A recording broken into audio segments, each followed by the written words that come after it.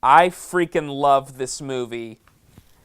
Hello, everybody. I am the Spirit Man, the embracer of human good and analyst of fiction, with some shorter hair, I must add, as of today. And I'm here to talk about the 1968. Oh, wait. 1966 classic. I keep getting this mixed up with 1968 for some reason, the year of this special's release. The 1966 classic of How the Grinch Stole Christmas, which I think a lot of people can agree is how they were first introduced to this story to begin with. But then again, you were probably introduced to the Dr. Seuss book and whatnot. But, yeah, I was thinking of a certain other Grinch movie from a long time ago with a certain Mr. Jim Carrey. But before I wanted to remember that, try to remember that, I wanted to try to remember this as best I can. But of course, I've seen it literally dozens, even hundreds of times over the years, that pretty much anyone could reenact it off the top of their head if they think hard enough, if they have watched it as much as I have, or millions of people all over the world have. I don't know much about the production history or whatnot. I don't even know which company made it. I think Warner Brothers contributed, or maybe Warner Brothers contributes to distributing this movie today and whatnot. But let's not waste any more time. Let's just get started. It's a very simple piece of classicness that shouldn't be too hard to reenact. And yeah, let's get started in about now. So the special starts out with some opening credits with the production staff and so forth of this short film. I think it's only like 28 minutes at most, if even that. And we have this lovely little song of the classic lovely Who song of Whoville, where, if I remember correctly, I get this wrong sometimes, goes da Fadu Rames, welcome Christmas, Christmas Day, or something along those lines. I never memorized it word by word. And in fact, I'm trying to remember a certain other way that I always grew up with. I always remembered it by, but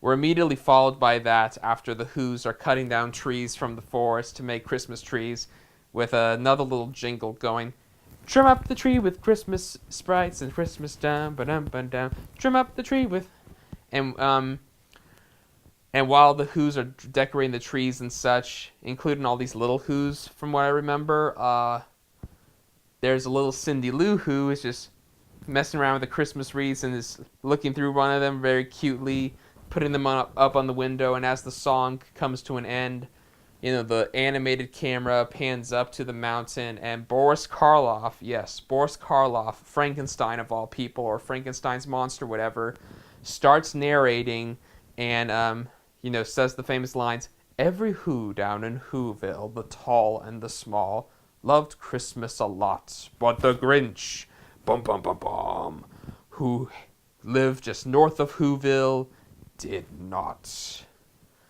And, we're introduced to the Grinch for the first time, and, he just looks at the camera very sternly, very meanly, and the narrator explains that, "Oh, please don't ask why he hates Christmas. No one quite knows the reason. It could be because his head was not on quite right. It may be because his shoes were too tight. But I think the most likely reason of all is because his heart was 3 sizes too small. Whatever the reason, his heart or his shoes, the Grinch just stood there, hating the Who's, staring down and something or other." and his little dog Max comes up to him, and the very first line the Grinch says while the narrator keeps narrating is, "And they're hanging their stockings." Oh, the noise, noise, noise, noise. That's probably his number one reason for hating Christmas in both this special and in the original Dr. Seuss book, is basically all the noise. He's just one of those people who wants to have absolute quiet. And then he's apparently put up with it for 53 years, I think. And in this montage of Christmas celebrations of the past, it all ends with the same Christmas song where they sing Fa do rames, welcome Christmas, come this way. And you see little Cindy Lou Who being lifted up and down by her family, all happy and such. Max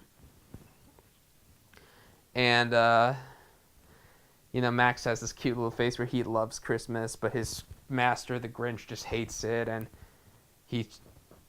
after saying he's been put up for 53 years, he thinks, "I must stop Christmas from coming. But how?" And when he sees Max with, like, a lot of snow shaped like Santa hair, the narrator suddenly says, "Then he got an idea. An awful idea. The Grinch had a wonderful, awful idea." And then, he pulls Max inside, and he laughs while the narrator narrates, and he says, "What an old Grinchy trick. With this hat and this coat, I'll look just like St. Nick." So his idea is to dress up as Santa Claus and steal all the presents, all the Christmas things all over Whoville, which is a very terrible thing, no matter how you look at it, I suppose. And then, of course, the famous song starts as the Grinch first creates his Santa costume and such by the legendary Thurl Ravenscroft, if I'm pronouncing that right, who sang Grim Grinning Ghost, the Frosted Flakes theme song, or at least voiced Tony the Tiger in the Frosted Flakes commercials and such.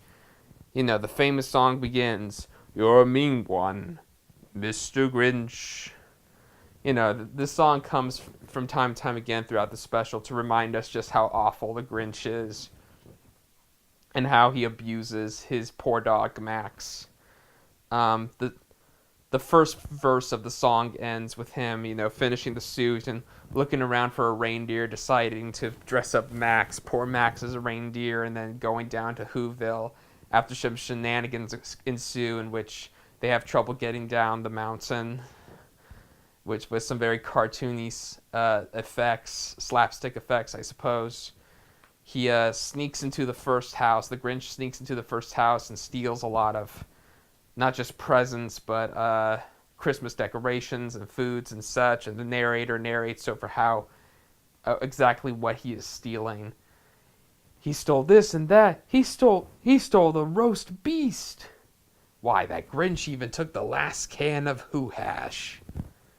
And then I think at one point an ornament, gets away from Grinch and accidentally wakes up Cindy Lou who actually looks a lot better compared to the original book. I remember in the original book, Cindy Lou Who looked pretty much the same as any other Who, just with a pink dress, apparently.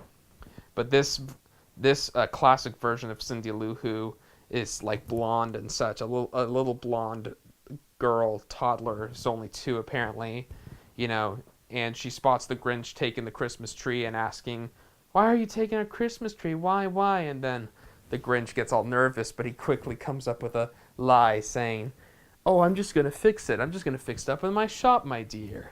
And I'll bring it back here." And of course, he tricks the child to go to bed, finally steals the Christmas tree as one of the very last things he takes. And the very last thing he takes is the fire log. And the only things he left behind were hooks and wire and crumbs that were too small for a mouse. Then we see this montage of him doing the same thing to every other Who house in Whoville, coming upon the third verse of the Grinch song. The second verse was when he was, looting Cindy Lou Who's house and getting stuck in the chimney. I forgot that he got stuck in the chimney. So the third verse is when he's doing it to all the other Who houses. I think I think that's the very last time we hear the Grinch song. I think it's just those three verses. One from when he's dressing up as Santa, the second when he's at Cindy Lou's house, and the third when he's stealing Christmas from the rest of the Who houses.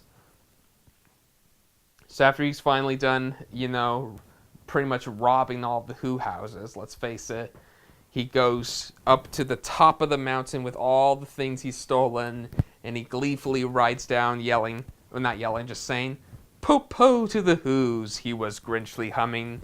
"They'll soon find out no Christmas is coming. They'll come out and I'll know just what they'll do. The little Who's down in Whoville will be crying, boo-hoo. That's a sound I simply must hear." I remember when I was a kid, I really thought the Who's, everybody was going to be so sad and everybody was going to be crying boo-hoo and stuff, and I was getting really scared. I remember as a little kid being really scared, what is going to happen? What does this mean? And then, of course, the narrator says, he heard something small, something slow, but then it started to grow. And then all of a sudden this large warm light comes out of nowhere, and all the Who's come out all happy and such, singing. They sing the song, "Da-do-rames, da-do-rames, welcome Chris." And then it cuts, I think after we hear the main verse of the song, it cuts back to Grinch, just appalled that he's utterly failed somehow. And the narrator explains, "But this sound didn't sound sad. This sound sounded glad. Every Who down in Whoville, the tall and the small, were singing. Without any presents at all. He hadn't stopped Christmas from coming. It came. Somehow or other, it came just the same." And the Grinch stood all puzzled. I can't remember exactly the words at the moment, but he stood there all puzzled and puzzled. How could it be so? It came without ribbons. It came without bags. It came without packages, boxes, or bags. He stood there and stood there until his puzzler was sore.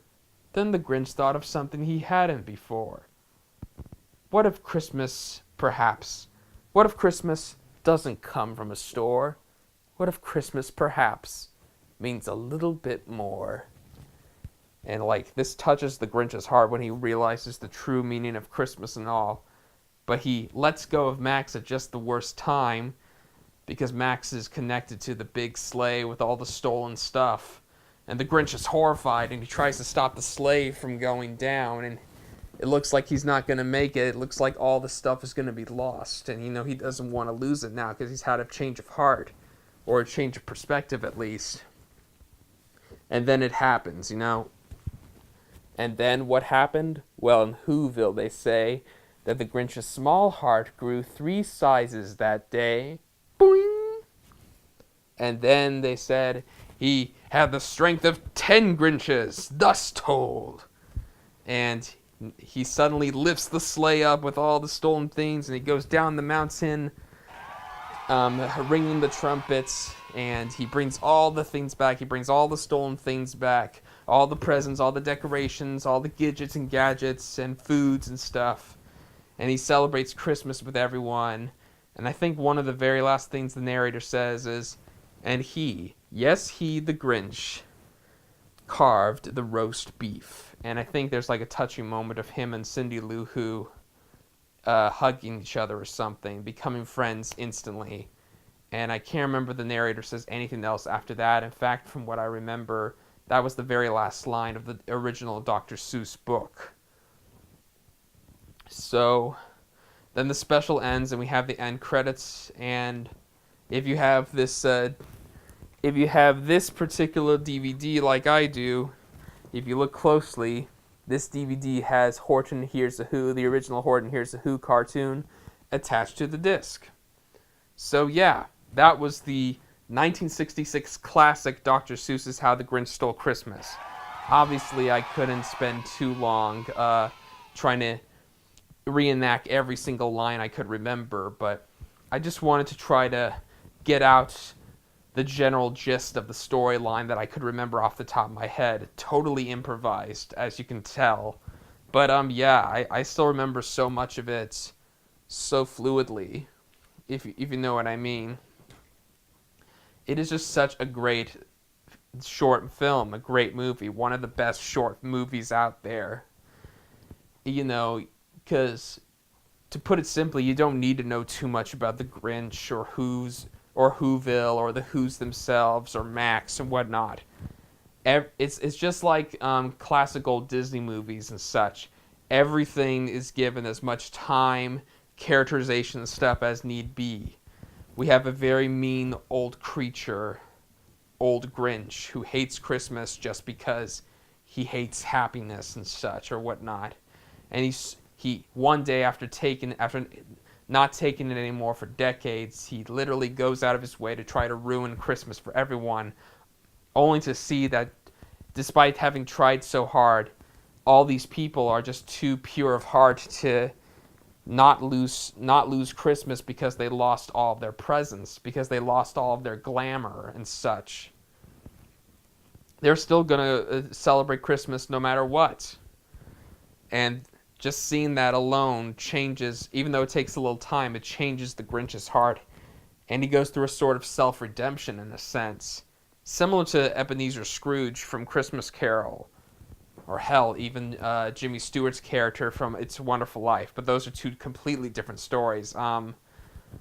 It's just such a great movie. You know, in some ways it feels like the Grinch is the only character in the whole film, or at least the only character who's given the most time and development. But, you know, everything else, even little Cindy Lou Who, is given just as much time and dialogue and such as need be to get the point across as to how she's the purest of heart out of all the pure hearts of Whoville and whatnot.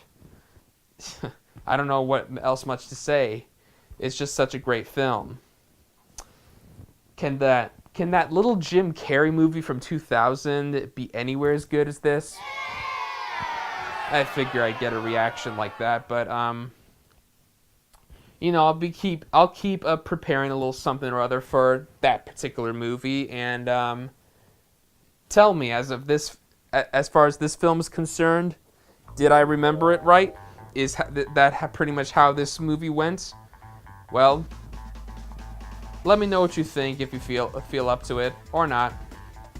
Whatever. I'm just glad I was able to tell you what I specifically remember about this movie, even though I haven't seen it in a long, long time. And tomorrow I look forward to explaining that little Jim Carrey movie that I still really like, even though I haven't seen it in forever. And yeah, that's all for now. Thank you for joining me. Thank you for this fun little trip down nostalgia lane with one of the best Christmas specials of all time. And I'll see you tomorrow for another special little movie with a special Jim Carrey, who is totally relevant by today's standards, right? Okay, well, nevertheless, thank you. And a Merry Early Christmas from me and the Grinch, and we'll see you tomorrow with a little Jim Carrey Grinch magic, I suppose. We'll see how it goes, okay? See you tomorrow. Bye-bye. And happy December to all!